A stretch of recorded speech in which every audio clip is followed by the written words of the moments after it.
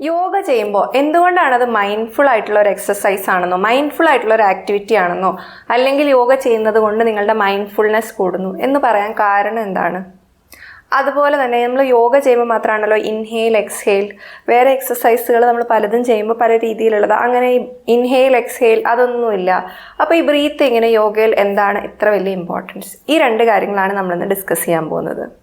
ഇത് ഡിസ്കസ് ചെയ്യാനായിട്ട് ഇതിൻ്റെ ബേസിസ് ആയിട്ട് ഒന്ന് രണ്ട് കാര്യങ്ങൾ അറിയാനുണ്ട്. ഒന്നാമത്തത് പഞ്ചകോശ തിയറി, അതായത് നമ്മളുടെ ഫിസിക്കൽ ബോഡി എന്ന് പറയുന്നത് അന്നമയ കോശ എന്ന് പറഞ്ഞിട്ടുള്ള നമ്മളുടെ 5 ഫോൾഡ് ബോഡീസിൽ ആദ്യത്തെ ഒരു ബോഡി ആയിട്ടാണ് പറയുന്നത്. അതിനുശേഷം പ്രാണമയ കോശ എന്ന് പറഞ്ഞിട്ടുള്ളൊരു എനർജി ബോഡിയും അതിനപ്പുറത്ത് മനോമയ കോശ എന്ന് പറയുന്ന തേർഡ് ബോഡി ആയിട്ടാണ് നമ്മുടെ മെൻ്റൽ ആക്ടിവിറ്റീസ് ഒക്കെ ഉള്ളതോ അല്ലെങ്കിൽ നമ്മുടെ ഇമോഷൻസ് ഒക്കെ റിലൈ ചെയ്യുന്ന ബോഡിയായിട്ട് തേർഡ് ബോഡിയാണ് പറയുന്നത്.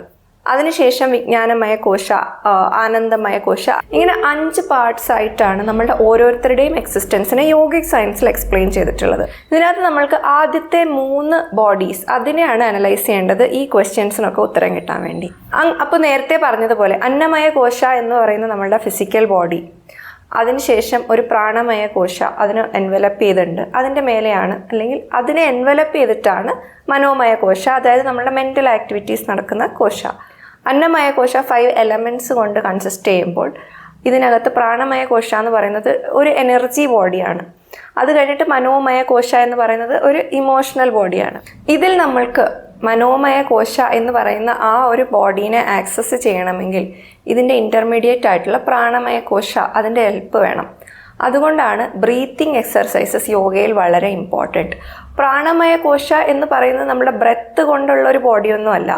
ബ്രെത്ത് അതിൽ ഇമ്പോർട്ടൻസ് വരുന്നത് അതൊരു എനർജി ബോഡിയാണെന്ന് പറയുന്നു. അത് കൺസിസ്റ്റ് ചെയ്യുന്നത് കുറേ എനർജി ചാനൽസ് ആണ്. ആൻഡ് ഈ എനർജി ചാനൽസിൻ്റെ ഫ്ലോ റെഗുലേറ്റ് ചെയ്യാൻ നമ്മുടെ ബ്രെത്ത് കൊണ്ട് കഴിയും. ഇതിൽ പ്രാണമയ കോശ അതൊരു എനർജി ബോഡിയാണെന്ന് പറഞ്ഞല്ലോ. എനർജി ബോഡി എന്ന് പറയുന്നത് നമ്മൾ മനസ്സിലാക്കാൻ വേണ്ടി നമുക്കത് വിഷ്വലൈസ് ചെയ്യാം. കുറേ channels of energy criss cross ആയിട്ട് across body inside and outside ഒരു ഇത്ര ഡിസ്റ്റൻസിൽ നമ്മളുടെ ഫിസിക്കൽ ബോഡിക്ക് അപ്പുറത്തേക്ക് ഒരു മാഗ്നറ്റിക് ഫീൽഡ് ഉണ്ടെന്ന്. ആ ഒരു ഫീൽഡ് അല്ലെങ്കിൽ അങ്ങനത്തെ ഒരു എനർജി ബോഡി അതാണ് ആ പ്രാണമയ കോശം കൊണ്ട് ഉദ്ദേശിക്കുന്നത്. ബ്രെത്ത് എന്ന് പറയുന്നത്, അതായത് പ്രാണ എന്നുള്ള എനർജി അത് നമ്മളുടെ ബോഡിയിൽ ഫ്ലോ ചെയ്യാൻ ഉപയോഗിക്കുന്ന ഒരു മീഡിയം, അതാണ് ബ്രെത്ത്. ഇതിൽ ഈ മനോമയ കോശ എന്ന് പറയുന്ന നമ്മളുടെ ഇമോഷണൽ ബോഡിയിൽ നടക്കുന്ന ആക്ടിവിറ്റീസ് നമ്മളുടെ ഫിസിക്കൽ ബോഡിക്ക് ആക്സസ് ചെയ്യണമെങ്കിൽ ഈ ഇൻ്റർമീഡിയറ്ററി ആയിട്ടുള്ള ലെയർ, അതായത് ആ പ്രാണമയ കോശ എന്നുള്ളതിൻ്റെ ഹെൽപ്പ് നേടണം. ഇതിനൊരു എക്സാമ്പിൾ പറയുകയാണെങ്കിൽ നമ്മളിപ്പോൾ ചൈനീസ് മാത്രം അറിയുന്ന ഒരാളും അല്ലെങ്കിൽ മലയാളം മാത്രം അറിയുന്ന ഒരാളും തമ്മിൽ കമ്മ്യൂണിക്കേറ്റ് ചെയ്യണമെങ്കിൽ ഈ 2 ഭാഷയും അറിയുന്ന ഒരാൾ ഇത് ട്രാൻസ്ലേറ്റ് ചെയ്യാൻ ഇതിൻ്റെ ഇടയ്ക്ക് വേണ്ടേ? അതുപോലെയുള്ളൊരു വെഹിക്കിളായിട്ടാണ് ബ്രെത്ത് ആക്ട് ചെയ്യുന്നത്. ബ്രെത്ത് എന്ന് പറയുന്ന പ്രോസസ്സ് നമ്മൾ ശ്രദ്ധിച്ച് നോക്കുകയാണെങ്കിൽ അത് ഇൻവോളണ്ടറിയുമാണ് വോളണ്ടറിയുമാണ്. 2 രീതിയിൽ നമുക്ക് കൺട്രോൾ ചെയ്യാം.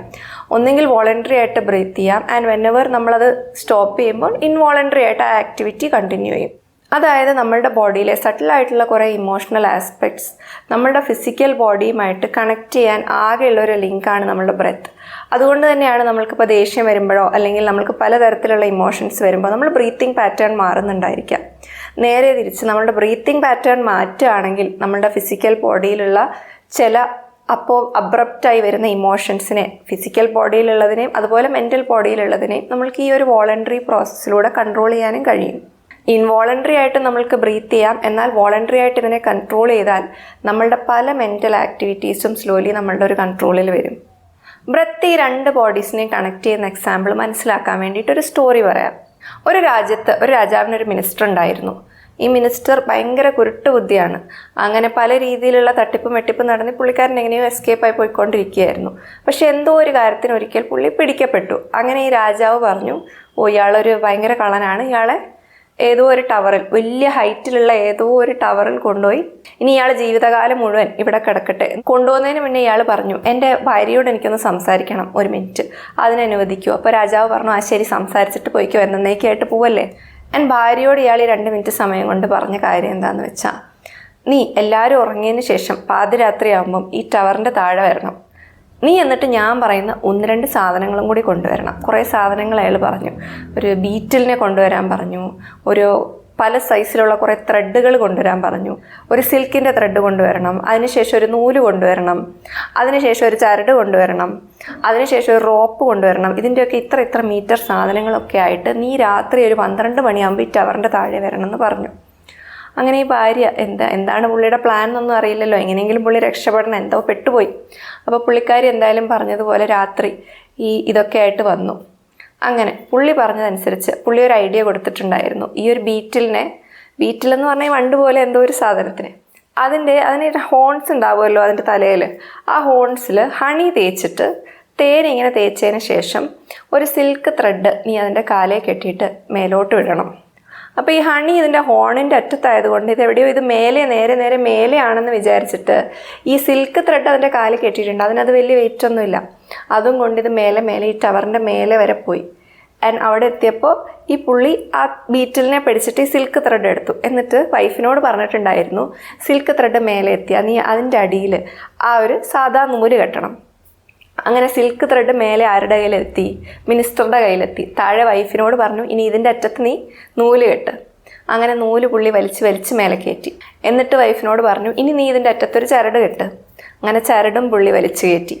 ചരട് വലിച്ചു കയറ്റിയതിൻ്റെ അറ്റത്ത് പുള്ളി ഒരു സാധാ മെലിഞ്ഞൊരു റോപ്പ് കെട്ടാൻ പറഞ്ഞു. അതും വലിച്ചു കയറ്റി. അതിനുശേഷം ആ റോപ്പിൻ്റെ അറ്റത്തൊരു വടം കെട്ടാൻ പറഞ്ഞു. അങ്ങനെ പുള്ളി വടമൊക്കെ കെട്ടി എങ്ങനെയൊക്കെയോ അവിടെ നിന്ന് രക്ഷപ്പെട്ടു പോന്നു. ഇപ്പം ഈ കഥയിലെ സിൽക്ക് ത്രെഡ് എന്ന് പറയുന്ന ഒരു സംഭവമില്ലേ, തുടക്കത്തിൽ അതിൻ്റെ കാലേ കെട്ടി വലിച്ചത്, അതുപോലെയാണ് നമ്മളുടെ ബ്രെത്ത്. നമ്മളുടെ ഈ അൺകോൺഷ്യസ് ആയിട്ടുള്ള കുറേ പ്രോസസ്സുകളെ അല്ലെങ്കിൽ നമ്മളുടെ ഇമോഷൻസിനെയൊക്കെ കൺട്രോൾ ചെയ്യാൻ നമ്മളുടെ ഫിസിക്കൽ ലെവലിൽ നമ്മൾക്ക് ആകെ കയ്യിലുള്ള ആ ഒരു സിൽക്ക് ത്രെഡാണ് ആ ബ്രെത്ത്. ബ്രെത്തിനെ നമ്മൾ പല രീതിയിൽ റെഗുലേറ്റ് ചെയ്യുമ്പോൾ അതിനനുസരിച്ചിട്ട് നമ്മളുടെ മെൻ്റൽ ബോഡീസിൽ, നമ്മളുടെ ഇമോഷണൽ ബോഡീസിൽ ചേഞ്ച് വരുന്നുണ്ട്. നമ്മളുടെ ഫിസിക്കൽ ബോഡിയിലും ആ ചേഞ്ച് റിഫ്ലക്റ്റ് ചെയ്യും. നമ്മൾ ശ്രദ്ധിച്ച് നോക്കിയാൽ ഓവർ എ ടൈം നമ്മൾക്കത് മനസ്സിലാവുന്നതേ ഉള്ളൂ. വേറെ എക്സസൈസുകളെ പോലെയല്ല, യോഗ ചെയ്യുമ്പോൾ മാത്രമാണ് നമ്മൾ ബ്രെത്തിന് ഈ ശ്രദ്ധ കൊടുക്കുന്നത്. ബ്രെത്ത് റെഗുലേറ്റ് ചെയ്തത് കൊണ്ട് പല മൂവ്മെൻറ്റ്സും ചെയ്യുന്നത്. ആ രീതിയിൽ ചെയ്യുമ്പോൾ നമ്മൾ ഈ മൂവ്മെൻറ്റ്സിനോടൊപ്പം തന്നെ നമ്മളുടെ ഈ എനർജി ബോഡീസിനെ റെഗുലേറ്റ് ചെയ്യുകയാണ്. അതിനോടൊപ്പം തന്നെ നമ്മളുടെ ഇമോഷണൽ ബോഡീസിനെയും ഇന്നവേ റെഗുലേറ്റ് ചെയ്യുകയാണ്.